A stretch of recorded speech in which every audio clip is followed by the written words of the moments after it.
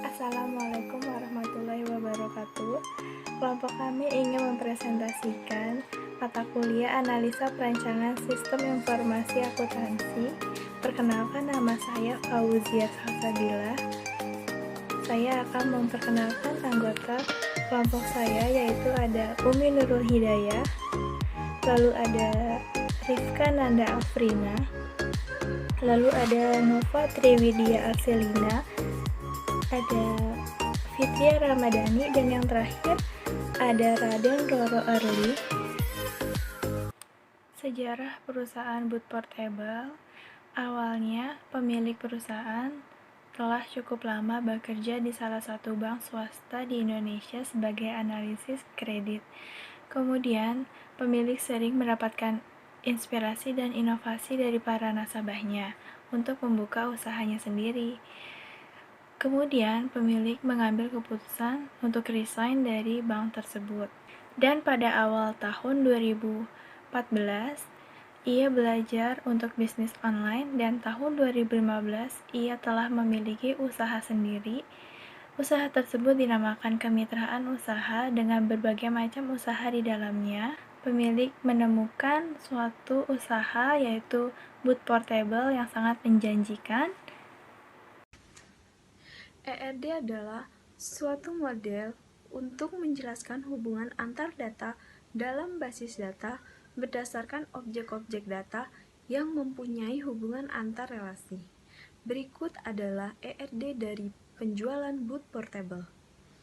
Di sini ada customer melakukan pemesanan, pemesanan menginput karyawan, karyawan menginput transaksi, lalu customer melakukan transaksi, lalu transaksi memiliki jurnal transaksi, lalu karyawan melakukan pengiriman, lalu pengiriman mengisi barang, dan barang mengisi pemesanan. Selanjutnya ada LRS. LRS adalah representasi dari struktur record-record pada tabel yang terbentuk dari relasi antar himpunan per entitas. Di sini ada LRS dari penjualan Boot Portable. Itu ada karyawan yang menginput pemesanan, itu one to many. Lalu ada customer melakukan pemesanan, itu one to one. Selanjutnya ada customer melakukan transaksi, one to one. Lalu ada karyawan menginput transaksi, one to one juga. Selanjutnya lagi ada pemesanan mengisi barang, one to many. Selanjutnya lagi ada barang dimasukkan ke transaksi untuk penghitungan, itu one to one. Lalu ada pengiriman menambah barang, many to one. Yang terakhir, karyawan melakukan pengiriman, one to one. Activity diagram merupakan aliran aktivitas atau aliran kerja dalam sebuah sistem yang akan dijalankan. Di sini saya akan menjelaskan activity diagram dari penjualan Boot Portable. Pertama, bagian penjualan akan mempromosikan melalui sosial media ataupun website. Lalu, customer akan melihat iklan yang telah dipromosikan oleh bagian penjualan melalui sosial media ataupun website. Dan customer akan menanyakan ketersediaan barang kepada bagian penjualan. Kemudian, bagian penjualan akan menjelaskan ketersediaan barang dan menginfokan model-model beserta harganya kepada customer tersebut. Lalu, customer akan menerima informasi tersebut dan di sini akan terjadi decision, yaitu jika customer tertarik untuk membeli, maka transaksi akan terus berlanjut. Sedangkan jika customer tidak tertarik untuk membeli, maka transaksi akan selesai sampai di sini. Jika customer tertarik untuk membeli, maka customer wajib mengirimkan DP sebesar 50% dan bagian keuangan akan menerima DP tersebut.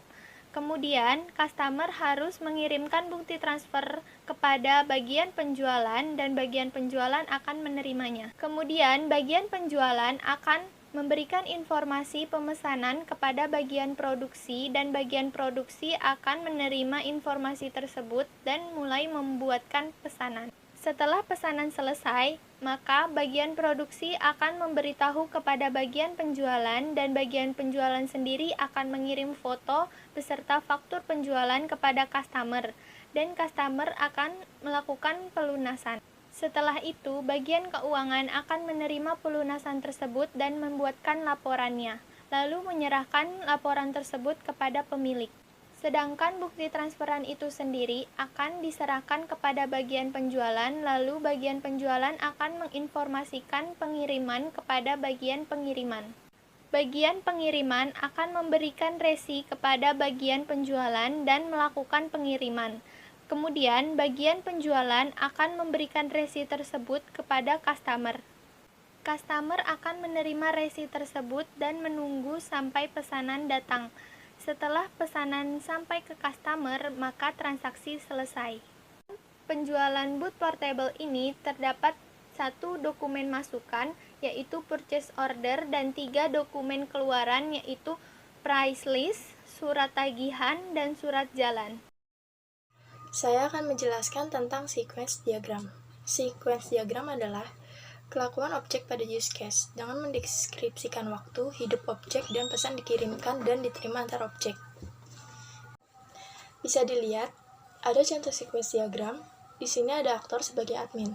Kemudian ada form barang, kontrol barang, dan ada barang.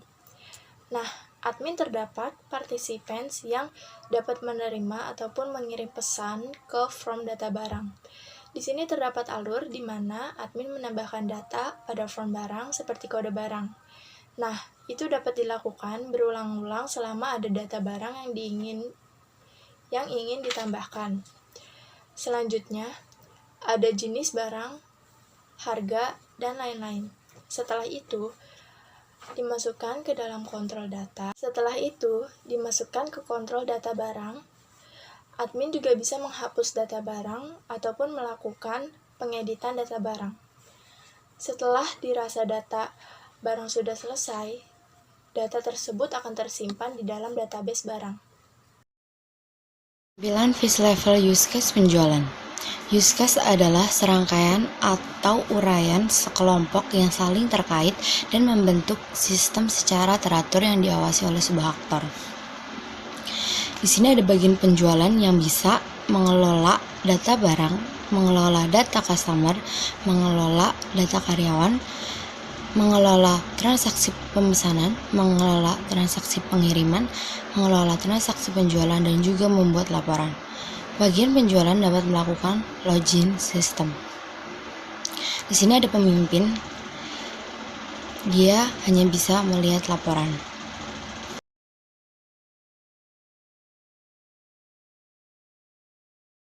Berikut adalah tampilan user interface untuk home. Terdapat di pojok kanan atas yaitu logo dari pusat boot portable dan alamat usaha dari pusat boot portable. Ada beberapa gambar sebagai contoh ataupun referensi untuk customer yang ingin memesan boot portable. Terdapat beberapa menu yang disajikan di dalam menu home atau menu utama, yaitu ada home, about, master data yang di dalamnya berisi data barang, data customer, data karyawan, data pengiriman. Terdapat menu transaksi yang di dalamnya berisi data penjualan. Terdapat menu laporan yang di dalamnya berisi laporan penjualan. Di sini ada tampilan data barang. Kita akan menginput barang berupa kode barang, jenis barang, dan juga harga. Untuk kode barang kita akan masukkan kode B01, jenis barang boot, dan harga 4.500.000. Lalu klik simpan, maka akan muncul tampilan seperti tabel di atas. Jika ingin menambah data barang, kalian bisa klik tambah data. Jika kalian ingin mengedit data barang, kalian bisa klik edit pada tabel aksi. Dan jika ingin menghapus data barang, kalian klik hapus. Di sini ada edit tampil data barang yang berguna untuk mengedit data barang yang telah tersimpan sebelumnya. Untuk menampilkan edit data barang ini, kalian bisa mengklik edit pada tombol aksi yang terdapat pada tampil data barang.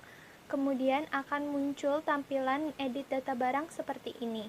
Yang kedua, di sini ada data customer. Di data customer itu sendiri terdiri dari 5 tabel, yaitu ID customer, nama customer, nomor telepon, alamat, dan juga tabel aksi yang berisi edit dan hapus.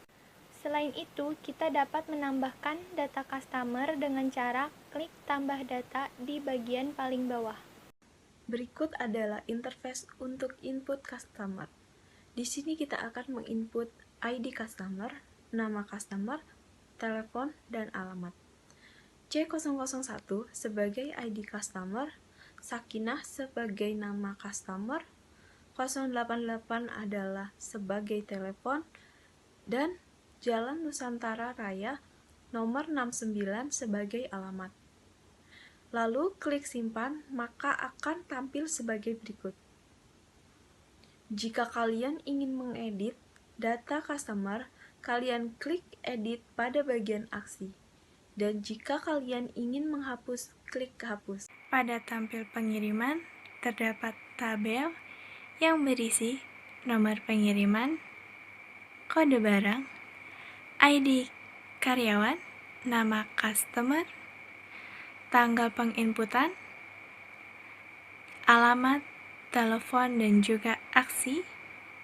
Aksi berfungsi untuk menambah atau edit ataupun hapus. Pada input pengiriman terdapat nomor pengiriman, kode barang, ID karyawan, nama customer, tanggal, alamat, telepon, dan juga berat.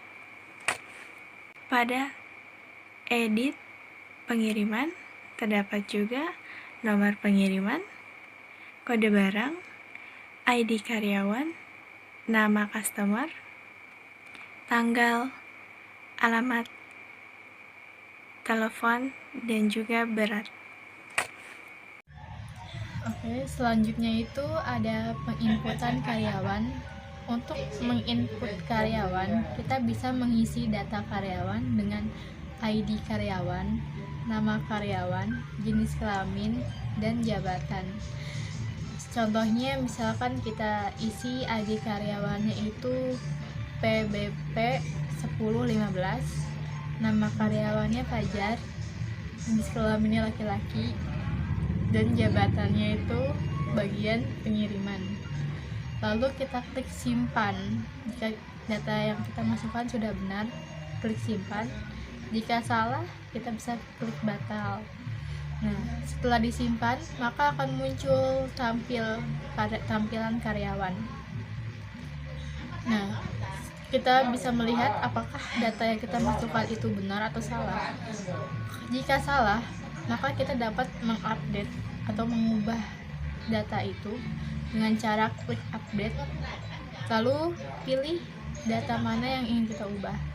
Setelah kita ubah, maka data itu akan tersimpan dan selesai. Ini saya akan menjelaskan tentang tampilan penjualan. Di sini ada PNJ atau yang dimasukkan sesuai kode.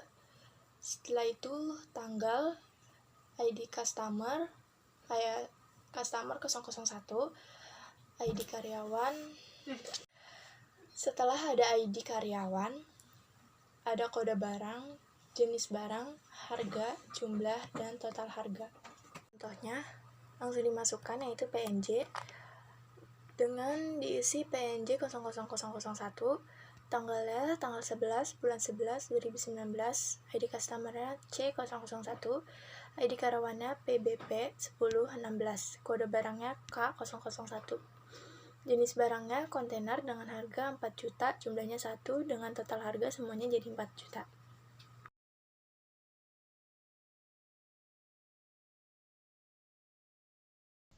Kita akan lakukan uji testing Java NetBeans pada proyek penjualan boot portable.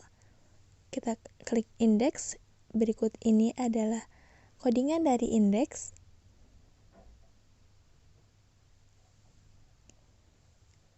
Kita klik kanan, run file, tunggu hasilnya.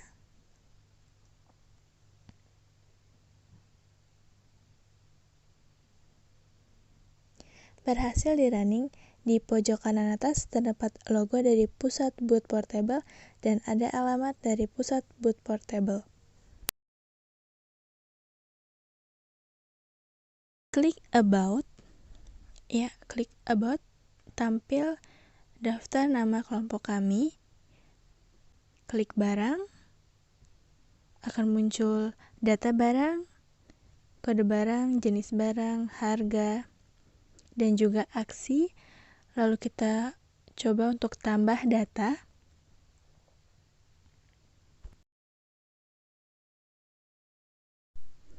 Akan muncul input data barang yang harus diisi, yaitu kode barang, jenis barang, harga.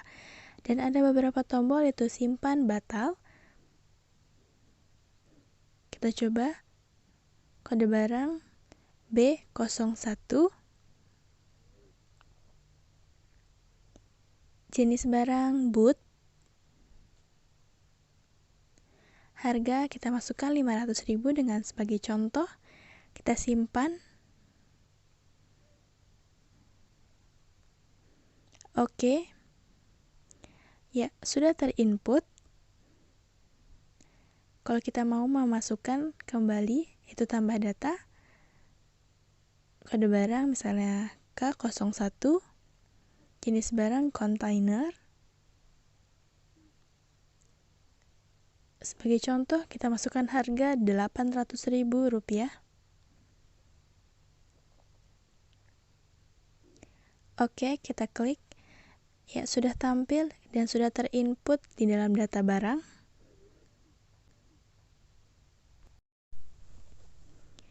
Kita klik customer.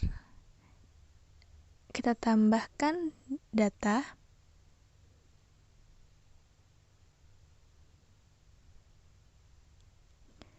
ID customer, nama customer, telepon, dan alamat. Kita sebagai contoh C001 sebagai ID customer, nama customer sebagai contoh Fauzia.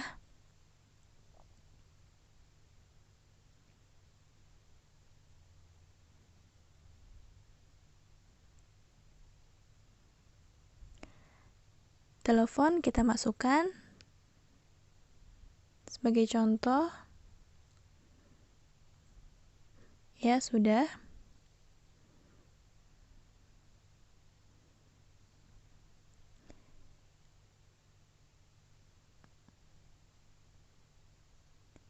Untuk alamat kita masukkan Jalan Satria Mandala.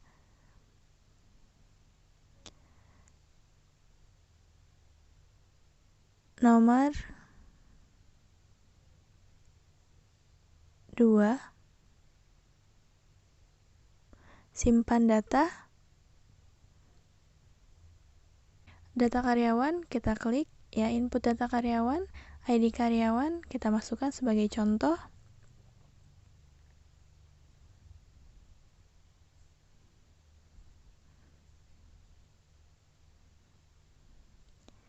PBP 1181.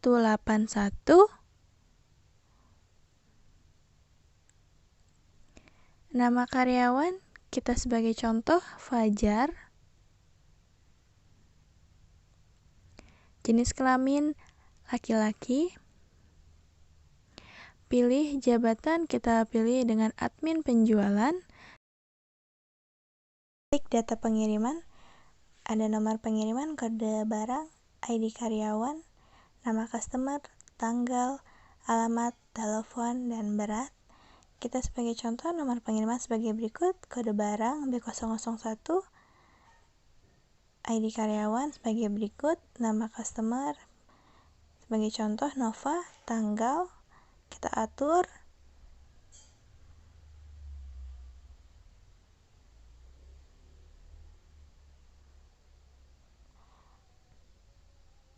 Alamat pengiriman Jalan Nusantara Kaya nomor 1.